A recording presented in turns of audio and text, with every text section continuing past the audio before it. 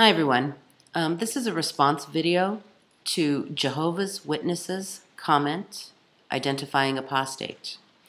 Now this is a response video because I am by their definition an apostate. So I feel that I have the right to respond. This is nothing personal against the Jehovah's Witnesses. This is not even personal against the poster of the original video. This is just a response to their accusations.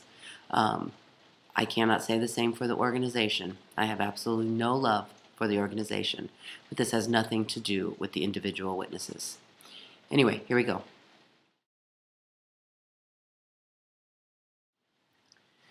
So here she's calling us predators. Let's define what predator means. A couple of descriptions. An organism that lives by preying on other organisms. One that victimizes, plunders, or destroys, especially for one's own gain. Are we really predators? What do we have to gain by helping you free your mind? What do we have to gain by helping you realize that you're being mind controlled? What do we have to gain by helping you see that the organization that you're following is an angel of light, the way the Bible warns against, that it is false religion, no different than the rest of Christendom, that you vehemently hate? This is not a predator situation. This is a helping situation. Continuing.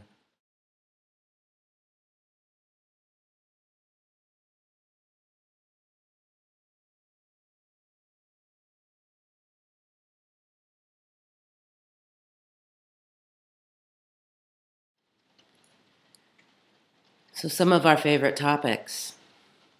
This cracked me up because we're not talking about car repair here. If I were talking about my business, I would not be using any of these terms or any of these topics. When I'm talking about other interests that I have, I don't bring up any of these topics. When discussing this particular subject, these are the topics that I have to discuss in order to be understood. If I started talking about car repair, nobody would understand a word I was saying.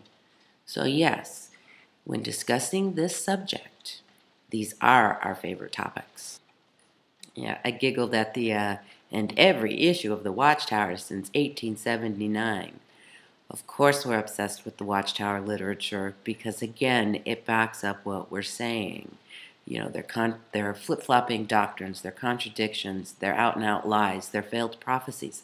So yes, we are obsessed with every single piece of literature from 1879, but it did crack me up. Anyway, continuing.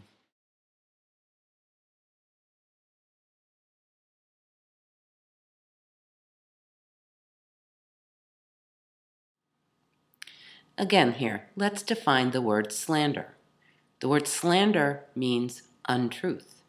Nothing we are saying is untrue, and we can prove everything that we say. You may not like what we have to say, but that does not make it slander. And our obsession with Rutherford is not that he didn't travel by donkey, or that he had cars, or that he had money, or even that he had Beth Sarim. What makes all this so interesting to us is all the lies, cover-ups, manipulation, false prophecies, etc. that surround this. And I personally find Rutherford's background in Spiritism extremely interesting.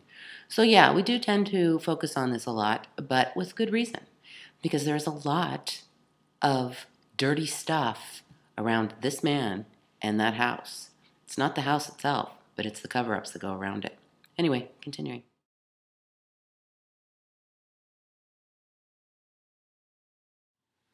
This one I found comical.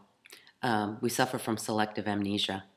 This is not a case of selective amnesia. We have heard everything that the Watchtower has to say for itself.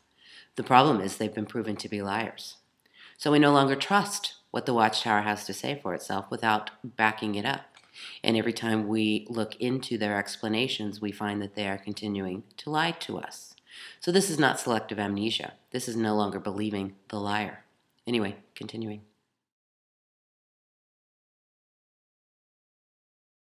So yes, Jehovah's Witnesses, I do give you kudos for being able to machine gun fire scripture, because you can shoot them off like a machine gun, and that does take talent. However, your explanations of the scriptures, your understanding of the scriptures, are what the Watchtower is telling you that the scriptures say. And the Watchtower has proven to be mistranslating, misapplying, misquoting, taking out of context, etc.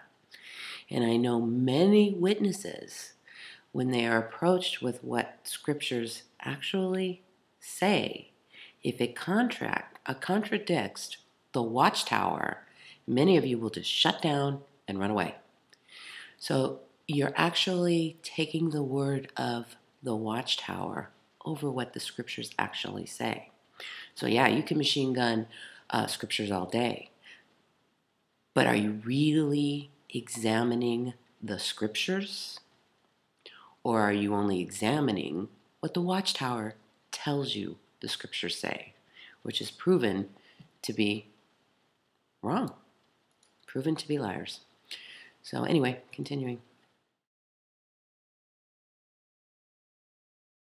So the child abuse. Granted, the witnesses may have the lowest reported rates, but that does not mean they have the lowest rates.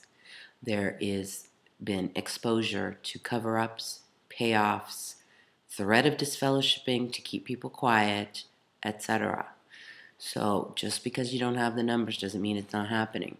And the reports that are being reported are growing. There's been millions of dollars in payoffs, and cover-ups and threats of disfellowshipping. But it did crack me up. I actually laughed out loud when you stressed they are much lower than the general population. Well, that's a duh. There are what, almost 7 billion people on the planet, and there's almost what, 7 million Jehovah's Witnesses? Of course, with those kinds of odds, the numbers are going to be much lower than general population. That was a sneaky little thing that you tried to pull there. Anyway, continuing. Now, I personally agree that blood transfusions are risky, and I personally agree that there can be and often are complications to blood transfusions. But the same could be said about surgery. You know, surgery is often a last option when there's no other choice. Blood transfusions are the same thing. They're often the last option when there's no other choice, when your life depends on it. So yes, there's risk involved. However, my issue with the blood doctrine is one that has changed. They have changed the blood doctrine enough to cover themselves legally so they don't get in any trouble. But they expect you to lay down your life for this doctrine. And like Bible 3 Thumper pointed out in a recent video, Jesus showed mercy over the laws when it came to simple things like feeding a belly. You know, this is a life and death situation. Do you not think that Jesus would show mercy in this situation and allow mercy over the law if he was able to do it in such a simple manner as food? And this is life and death. So yes, I do agree with you that there's risks. And yes, I personally would look at it as an absolute last option. But the issue for me is not with the blood. The issue with me is that the way the doctrine has changed to cover themselves while they keep you on the front lines. Anyway, continuing. This was another one that made me laugh out loud. Yes, we are absolutely obsessed with dates. You are 100% correct there, because you cannot prove false prophets without them. You need them to back up the proof that they are false prophets. So yes, we are obsessed with and we love our dates because they all back up what we're saying. So yeah, I'll give you that one. Anyway, continuing. Now, this one ruffled my feathers a little bit. Much of it I found comical, but this one did ruffle my feathers a little bit because you accused us of slander. This is slander, because to lump all disfellowship people as immoral and sinners, that's slander, because that is absolutely not true. Yes, there are many who have chosen to leave or been disfellowshipped for choosing a non-biblical path. Yes, there are many who have been disfellowshipped for sin, according to the Bible. But there are also many who have left just for finding out the truth about the truth. Or they have left because they found out the inconsistencies coming from the Watchtower. Or they left because they found out that the Watchtower was not Jehovah's organization. Instead, it was an angel of light that was warned about. So that is slander, to lump everybody together and say that we all are immoral sinners. So you better be careful with that one. And the disfellowshipping, you will find that many people do not have a problem with the disfellowshipping. Many people have chosen to be disfellowshipped. That's not the issue here. What people have a problem with is the subsequent shunning that goes with it. Now, the organization of Jehovah's Witnesses will point at other religions and say you can tell they're false religion when they force their members to choose between their religion and their family. However, when they do it, it's perfectly acceptable. And that is the issue with the disfellowshipping that many of us have. It's not the actual disfellowshipping. It is the shunning, being forced to choose between our beliefs and our family, which the Watchtower warns against. Anyway, continuing.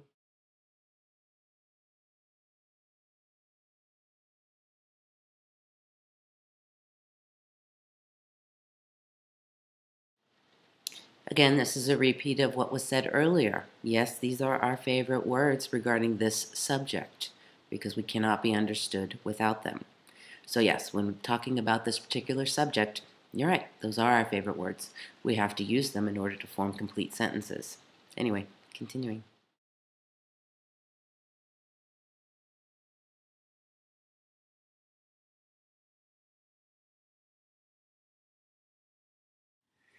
And lastly, you quote this scripture.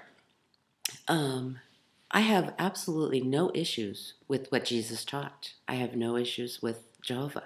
This is not about them. This is about the organization.